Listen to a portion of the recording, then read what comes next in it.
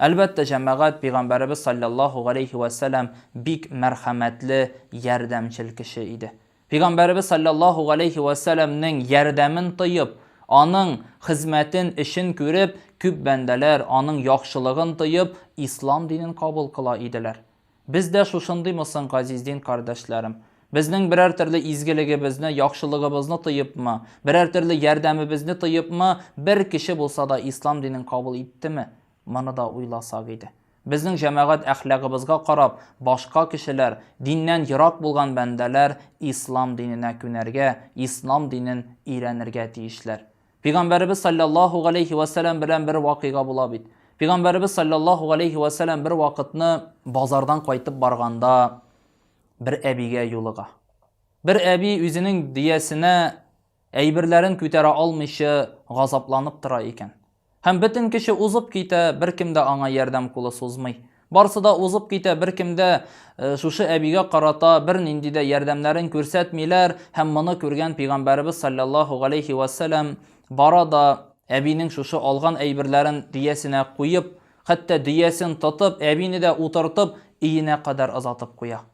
Өенә кадәр озатып куя да, өенә керткәннән соң теге әби Пәйгамбәребезгә әйтә: "Әй улым", ди, "син ди бик мәрхәмәтле кешесең, бик яхшы кешесең, кешеләргә изгелек эшләдең, синең бигрәк йөзең нурлы, синең йөзеңнән бер нур бөркелә", ди.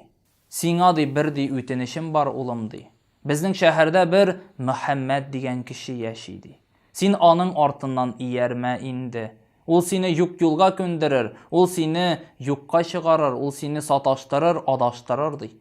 Әлбәттә, ул заманда Пәйгамбәребез саллаллаһу алейхи ва саллям турында шундый фикерләр, шундый уйлар йөри. Пәйгамбәребез саллаллаһу алейхи ва саллямны әлбәттә саташтыручы, адаштыручы, юк юлга күндерүче дип әйтеп сөйләп йөрүчеләр бик күп була. Һәм әлбәттә, безнең татарларда да бар бит. Берәр төрле изгелек эшләсәң, яхшы эш эшләсәң, сорыйлар, әбиләр, бабайлар сорыйлар: "Әй улым, исемең ничек соң? Дога кылыр идем", дигән сыман. Һәм бу вакытта да Пәйгамбәребездән теге әби сорый: "Әй улым", ди, "синең исемең ничек соң?" ди. Һәм шул вакытны Пәйгамбәребез әйтә: "Исемем Мөхәммәд", ди.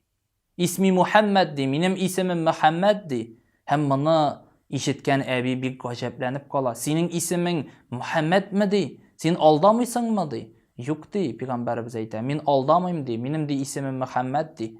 Һәм моны ишеткән әби "Ла илаһа иллаллаһ ва анни расулуллаһ" дип Пәйгамбәребез саллаллаһу алейхи ва саллямның пәйгамбәрлеген кабул кылып, ислам динен әлбәттә кабул әйли.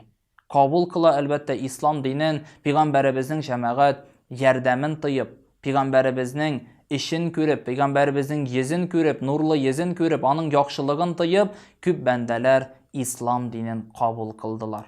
Әлбәттә, без дә җәмәгать Пәйгамбәребез саллаллаһу алейхи ва саллямгә ошарга, тырышырга тиешлебез. Үзебезнең хезмәтебез беләнме, ярдәмебез беләнме, үзебезнең Пәйгамбәребезгә ошарга тырышканлыгыбызны күрсәтергә тиешлебез.